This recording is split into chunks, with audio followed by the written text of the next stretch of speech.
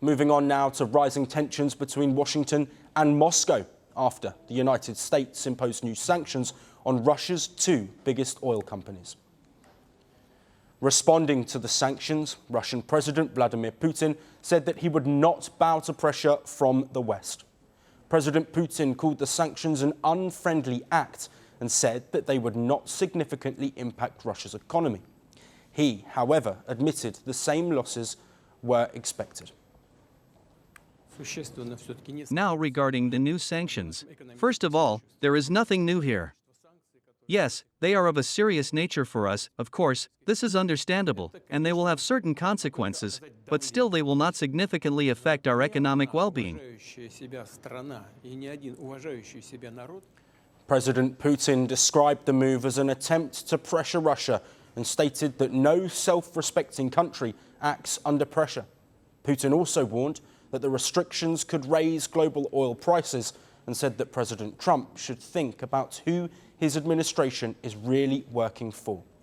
The Russian leader also warned that if the United States supplied Ukraine with Tomahawk cruise missiles, which Kyiv has actively been seeking, Russia's response would be very strong.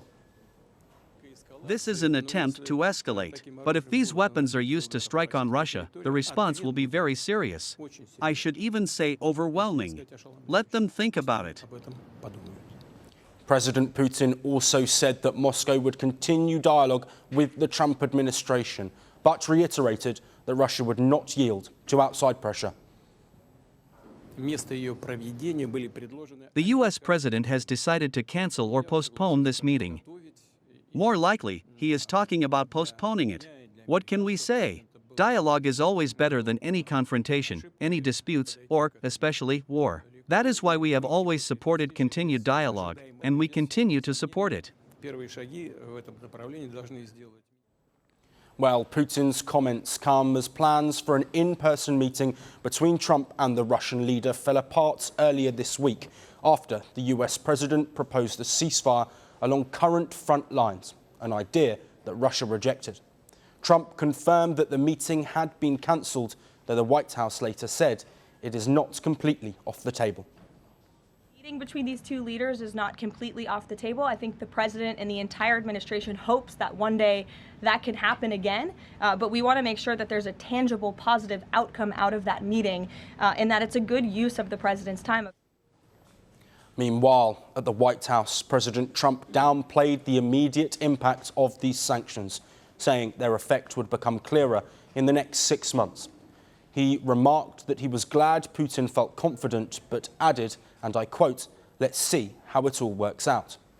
Now, the latest move marks the first sanctions on Moscow since President Donald Trump returned to office and is aimed at cutting off vital oil revenues that fund Russia's war in Ukraine. Together, Rosneft and Lukoil account for nearly half of Russia's crude exports. Following the announcement, global oil prices rose by almost 5%. Earlier, Russia's foreign ministry said the country had developed a strong immunity to sanctions and warned that new measures could harm diplomatic efforts to end the Ukraine war. Ukraine has welcomed the US sanctions. President Volodymyr Zelensky thanked Trump for what he called a resolute and well-targeted decision. 19th package of sanctions is crucial for us. Thank you so much. And today it goes together with the yesterday's decisions of President Trump on energy, also sanctions package. We waited for this. God bless, it will work. And this is very important. He also praised the European Union's plans to explore new funding for Ukraine for 2 further years, possibly using frozen Russian assets. Meanwhile, reports of Russian drone incursions in several NATO nations and a rise in tensions between both sides prompted Russia to issue a nuclear warning. Russia's foreign ministry recently stated that tensions could increase further as some NATO members, in particular Poland, want to abandon restrictions on the deployment of nuclear weapons in their countries. As it stands, the new sanctions have deepened economic and diplomatic strains between the two countries. With oil prices rising, global reactions divided, and talks suspended, it remains unclear whether this latest move will bring Moscow closer to the negotiating table or push it further away. Want the facts? The latest developments? News that gets straight to the point. Well, we've got all three just for you. This is Firstpost Live, a brand new show, your window into what really matters. Don't miss it.